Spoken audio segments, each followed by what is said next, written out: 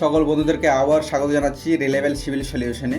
আজকের আমাদের যে বিষয়বস্তু বা যে বিষয় নিয়ে আজকে আমরা কথা বলবো, যে সমস্যাটা নিয়ে, সেটা হচ্ছে রুফে বা ছাদের নিচে ড্যাম বা জল লিকেজের বিষয়টা নিয়ে। অনেক সময় দেখা যায় নতুন বাড়ি বা পুরনো বাড়ির ছাদ থেকে বা রুফের নিচে ড্যাম বা জল লিকেজ করে। তো এই একটা বড় প্রবলেম। এই প্রবলেমের সলিউশনটা কি? যদি এরকমভাবে জল লিকেজ করে তাহলে তো থাকা প্রবলেম। তো কীভাবে আপনি জলের হাত থেকে বাড়িকে রক্ষা করবেন সেটা আজকে আমরা এই ভিডিওতে দেখবো। তো চলুন শুরু করি আজকের ভিডিওটা। দেখুন, প্রথমত ছাদ থেকে যে জলটা লিকেজ হয় বা রুফ থেকে যে জলটা লিকেজ হয়, সেটা কিন্তু প্রধান একটা কারণ হচ্ছে যদি ছাদের মধ্যে কোনো ক্র্যাক থাকে। সে নতুন বাড়ি হোক বা পুরনো বাড়ি হোক, তার মধ্যে যদি ক্র্যাক দেখা যায় বা আপনি দেখতে পাচ্ছেন, তো সেই ক্র্যাকটাকে অবশ্যই ইমিডিয়েটলি বন্ধ করতে হবে। কারণ হচ্ছে ক্র্যাক থেকে আপনার এই জলটা লিকেজ ম্যাক্সিমাম হয়ে থাকে। অথবা যদি ক্র্যাক না থাকে তবু আপনার জল আসছে বা ড্যাম আসছে, তাহলে আপনাকে করতে হবে কি ওয়াটারপ্রুফিং। ওয়াটারপ্রুফিং অনেক প্রকারের হয়ে থাকে, কিন্তু আমি যে আজকে ওয়াটারপ্রুফিং এর কথাটা বলবো সেটা খুব কম খরচে, খুব সিম্পল ভাবে একটা বলে দেবো, এবং তার সাথে সাথে আপনি এটা বাড়িতেই করতে পারবেন আপনি নিজের সুপারভাইজারি করে। তো আজকের এই ভিডিওটা আমি সেই নিয়ে আলোচনা করছি। তো দেখুন, যদি আপনার স্ল্যাবে বা রুফে যদি জল লিকেজ করে, তো সেই জায়গাটায় আপনাকে প্রথমত চিপিং করে নিতে হবে, খুব ভালো মতো চিপিং করে নিতে হবে, যাতে সেখানকার কোনো মেটেরিয়ালস না থাকে, অর্থাৎ কোনো নুড়ি পাথর যাতে না থাকে। একদম ভালো করে ক্লিন করতে হবে, চিপিং করে পরিষ্কার করতে হবে, সে কাঁটা ব্রাশ দিয়ে এবং ঝাঁটা দিয়ে পুরো যে রাফ যে কংক্রিটগুলো আছে বা আবর্জনাগুলো আছে সেগুলো পুরোপুরি ক্লিন করবেন। এরপরে আমরা আজকে ইউজ করব, বা এই যে আমরা ওয়াটারপ্রুফিং এর কথা বলছি তাতে ইউজ করব দুটো মেটেরিয়ালস। প্রথমত হচ্ছে একটা জিও টেক্সটাইলের একটা মেটেরিয়ালস, আর একটা ইউজ করব সিকা ল্যাটেক্স। সিকা ল্যাটেক্স আপনি ইউজ করতে পারেন, সিকা ইউজ করতে পারেন, অথবা ডক্টর ফিক্সিটিও আপনি ইউজ করতে পারেন, কিন্তু আমি এখানে আজকে সিকা ল্যাটেক্স ইউজ করে আপনাদেরকে দেখাচ্ছি। জাস্ট অল্প খরচের মধ্যে আপনার ওয়াটারপ্রুফিং কীভাবে করতে পারবেন নিচে, সেটা আপনাদের দেখানোর জন্য এই ভিডিওটা। আমরা ইউজ করছি super latex, Sika latex super power, আর তার সাথে সাথে ইউজ করছি আমরা জিও টেক্সটাইলের, যে কোম্পানির টেক্সটাইল। তো এখানে আমরা যে ইউজ করব, প্রথমত মেটেরিয়ালস ইউজটা আমি বলে দিই, কি রেশিওতে আপনি ইউজ করবেন।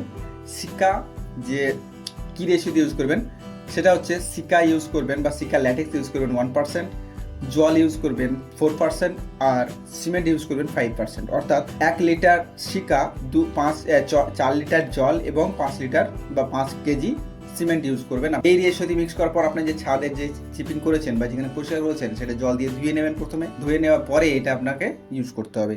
ব্রাশ দিয়ে আপনি লাগাবেন, এটা দুটো কোট দেবেন। প্রথম কোট যে দিকে দেবেন তার অপোজিটে দ্বিতীয় কোটটা দেবেন। এটা দুটো কোট দেবেন, সঙ্গে সঙ্গে দেবেন না। প্রথমে একটা কোট দেওয়ার লাগানোর পর, বা একটা কোট বলতে প্রথমে একবার লাগানোর পর সেটাকে 2 ঘন্টা বা 3 ঘন্টা মতন শুকাতে দেবেন। যদি মনে হয় না এর আবহাওয়া খারাপ আছে, তাহলে আপনি সেটা 4 ঘন্টা বা 5 ঘন্টা মতো রাখতে পারেন, শুকিয়ে যায়। এরপরে দ্বিতীয় কোট যখন দেবেন, দ্বিতীয় কোটটা তার অপোজিটে দেবেন, অর্থাৎ ব্রাশে যেটা দিয়েছিলেন তার অপোজিটে আপনাকে দিতে হবে। কোট দেওয়ার পর, মানে কোটটা বলতে সেই কেমিক্যালটা লাগানোর পরেই আপনাকে ইউজ করতে হবে তখন জিও টেক্সটাইল। এই জিও টেক্সটাইলটাকে আপনাকে সেখানে বিছিয়ে দিতে হবে, অর্থাৎ সেই যে দ্বিতীয় কোট দিলেন সেই দ্বিতীয় কোটের উপর আপনাকে এটা বিছিয়ে দিতে হবে এবং লক্ষ্য রাখতে হবে যে ওয়াল, যে চারিদিকে প্যারাপিট ওয়াল বসে সেগুলোতে একটু তুলে দিতে হবে, কারণ সেই জয়েন্টে যেন অবশ্যই ভালো মতন সেটা বসে যায়। চিপকিয়ে বসিয়ে দিতে হবে। বসিয়ে দেওয়ার পরে সেই জায়গাটায় আপনাকে এবার পুরো বসে যাওয়ার পরে সেইগুলো লেবেল করে নিতে হবে। লেবেল অর্থাৎ যেটা জল ঢালাই করবেন, মানে জল ছাদ যেহেতু করবেন, তো সেখানে ঢালাই করবেন।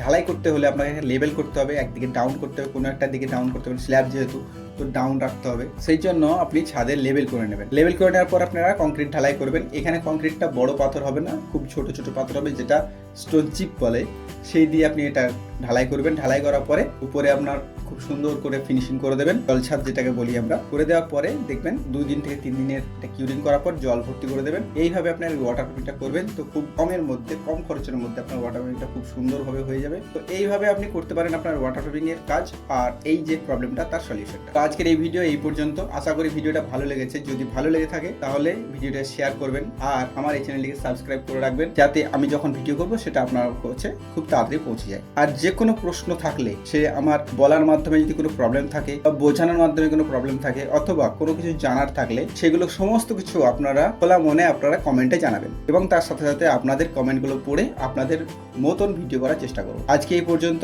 সকলে ভালো থাকবেন। ধন্যবাদ।